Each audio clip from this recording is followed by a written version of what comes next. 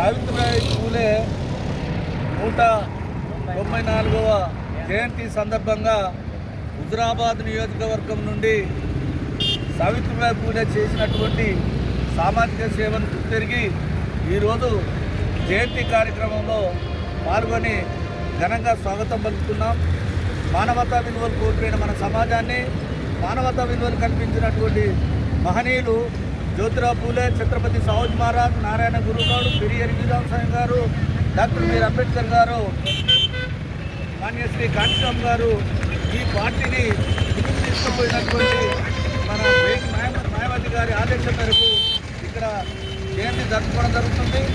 మన సావిత్రిబాయి పూలే గారు చదువులేని సమాజానికి, చదువు నిరాకరించినటువంటి సమాజానికి వ్యతిరేకించి వాళ్ళతో పోరాడి చదువును అందించిన మహిళలకు మన భారతదేశంలో మొట్టమొదటి ఉపాధ్యాయురాలు సావిత్రిబాయి పూలే. మన ప్రజలు ఏం చేస్తున్నారంటే ఈ చదువుల తల్లి సరస్వతి దేవని మొక్కుతారు. అది ఏ చరిత్రలో లేదు.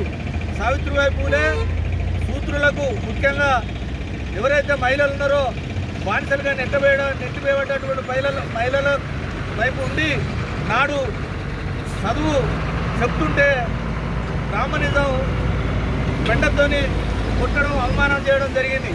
అలాగే ఒక చీర అందులో పెట్టుకొని మళ్ళీ బట్టలు మార్చుకొని చదువు చెప్పినటువంటి మహనీయురాలు జ్యోతిరావు పూలే గారు సావిత్రిబాయి పూలేకు చదువు నేర్పి నువ్వు మన మహిళల పక్షాన విద్యను అందించాలని నాడు ఆ మహనీయుడు జ్యోతిరావు పూలే ఎన్నో విద్యాలయాలు కట్టించిండు. అందులో భాగంగా మహిళా విద్యాలయాలు కట్టించిన, మహిళలు చదువు అందించినటువంటి జ్యోతిరావు పూలేకు ఆమె యొక్క ఆశయాలు, మహనీయుల ఆశయాలు నెరవేర్చవలసినటువంటి అవసరం ఉన్నది.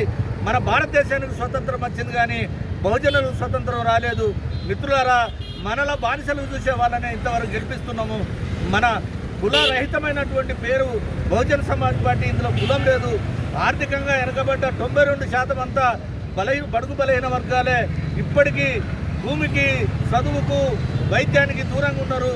కనుక మనము మన అంబేద్కర్ ఇచ్చినటువంటి ఓటును, అంబేద్కర్ ఆశయాలకు ఓటేసి గెలిపించాలని బహుజనులకు విజ్ఞప్తి చేసి ముగిస్తున్నాను. జై భీమ్.